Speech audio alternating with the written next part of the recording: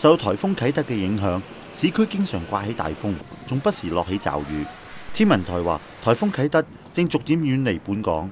颱風啟德係集結喺香港嘅西南，大約係310公里，預料會向呢個西北偏西方向移動，時速25公里，大致移向呢個雷州半島。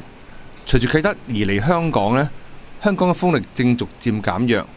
教育局就宣布，所有幼稚園、肢體傷殘兒童學校同埋智障兒童學校今日停課。喺風暴襲港期間，消防處接獲多宗冧樹報告。由於啟德正逐漸遠離本港，港鐵所有列車服務將會維持正常，而九巴、龍運巴士同埋城巴亦會恢復正常服務。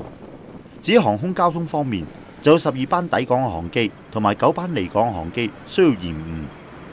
民政事務總署就開放咗24間臨時庇護站，總共有百幾人入住。